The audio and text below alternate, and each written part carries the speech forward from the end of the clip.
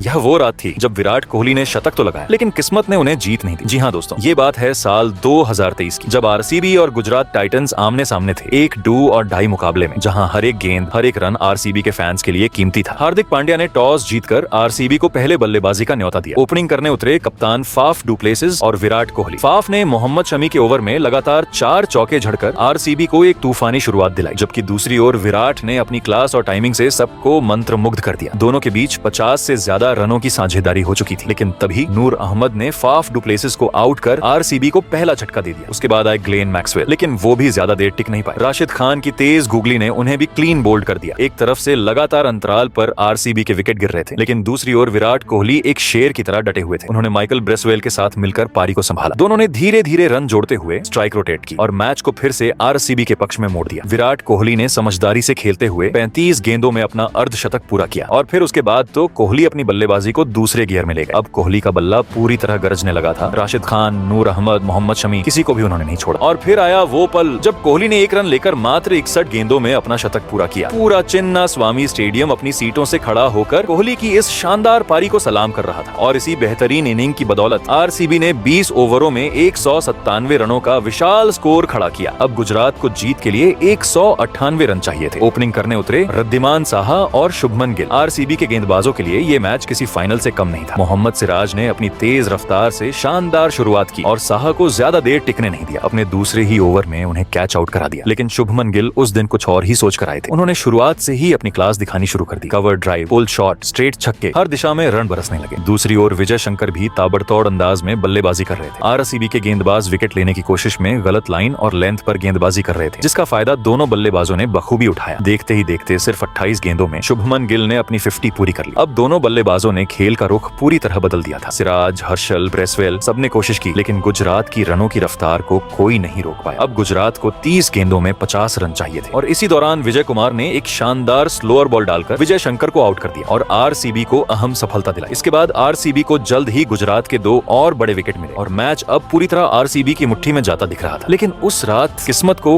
कुछ और ही मंजूर था। 3 झटके झेलने के बाद भी गुजरात की उम्मीदें जिंदा थी, क्योंकि क्रीज पर मौजूद थे शुभमन गिल उस रात किसी और ही जोन में खेल रहे थे। आरसीबी के हर गेंदबाज ने कोशिश की, लेकिन गिल ने उनकी सारी कोशिशें नाकाम कर दी। अब गुजरात को आखिरी चाह गेंदों में सिर्फ 8 रन चाहिए थे और शुभमन गिल 98 रन पर बल्लेबाजी कर रहे थे। पूरा चिन्ना स्वामी स्टेडियम खामोश था। वेन पार्नेल आखिरी ओवर लेकर आए। पहली ही गेंद पार्नेल ने स्लॉट में डाल दी और शुभमन गिल ने लॉन्ग ऑन के ऊपर से एक शानदार गगनचुंबी छक्का जड़ दिया। पूरे चिन्ना स्वामी में सन्नाटा छा गया था। सिर्फ गुजरात की मुस्कानें चमक रही थी और विराट कोहली उस मैदान पर खड़े एक बार फिर देख रहे थे कैसे उनकी महान पारी भी किस्मत के आगे झुक गई।